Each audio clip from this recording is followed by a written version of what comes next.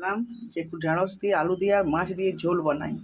তো দেখুন এখানে কচি কচি ঢেঁড়স নিয়ে নিয়েছি, রেডি করে নিয়েছি কেটে, কয়েক টুকরো আলু, আর এখানে মশলার জন্য একটা ছোট্ট টমেটো, পেঁয়াজ, খুবই কম আদা, আর 2 থেকে 3টা কোয়া রসুন রেডি করে নিয়েছি। তো মশলাটা আমি রেডি করে নেব, তারপর মাছের ঝোলটা আপনাদের সাথে আমি শেয়ার করব।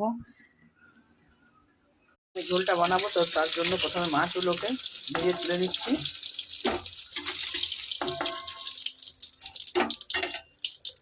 এরপর যে তেলটা বেঁচে আছে ওই তেলের মধ্যেই দিয়ে দেবো কয়েক টুকরো আলু। প্রথমে আলুটাকে খুব ভালো করে ভেজে নেব, একদম হালকা পোলকা রান্নাটা করব, খেতে কিন্তু দুর্দান্ত লাগে। এবারে খুবই কম মশলা দিয়ে রান্নাটা হবে। তো আপনারা পুরো ভিডিও টুপিট ভালো করে ভেজে নিয়ে এরপর তেল থেকে একটু আলুগুলোকে সের করে নিয়ে এর মধ্যেই দিয়ে দেবো কিন্তু একটা ফোড়নে দেবো কালো জিরে, শুকনো লঙ্কা, এমনি কয়েকটা জিরে, যে জিরেগুলো আমরা মশলা করি সেই জিরে। তো কালো জিরে ফোড়ন দিলে কিন্তু এর স্বাদ খুব সুন্দর হয়, গন্ধটাও খুব সুন্দর বেরোয়, গরম মশলা দেওয়ার দরকার হয় না। আমি যেভাবে বানাচ্ছি আপনারা একবার এভাবে বানিয়ে খেয়ে দেখবেন, খুবই সুন্দর লাগবে। আর এর মধ্যে দিয়ে দেবো কয়েকটা ঢেঁড়সগুলোকে এখন ভেজে নেব। আলুর সাথে খুব সুন্দর করে ভেজে নিয়েছি।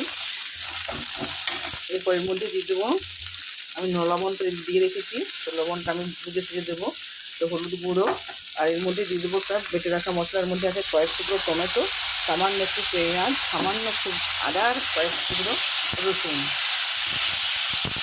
মশলার সাথে কষিয়ে নেওয়ার পর দিয়ে দিচ্ছি কয়েক টুকরো পেঁয়াজগুলো কিন্তু দেখুন বড়ো বড়ো করে কেটেছি, আর টমেটো কয়েক টুকরো দিয়ে এটাকেও খুব ভালো করে কষিয়ে নিচ্ছি।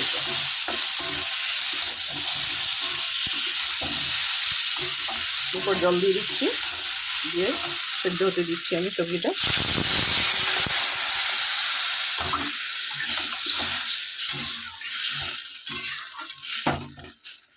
দিয়ে দিয়েছি মাছ দেওয়ার পরে একটু ফুটিয়ে নিয়েছি, রান্নাটা হয়ে গেছে।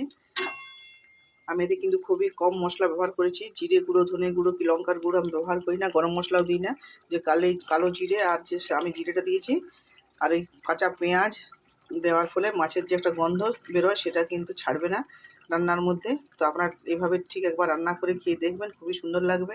সবাই ভালো থাকবেন, সুন্দর থাকবেন, সুস্থ থাকবেন, আর একবার এই রেসিপিটা ট্রাই করে দেখবেন, খুবই সুন্দর লাগবে।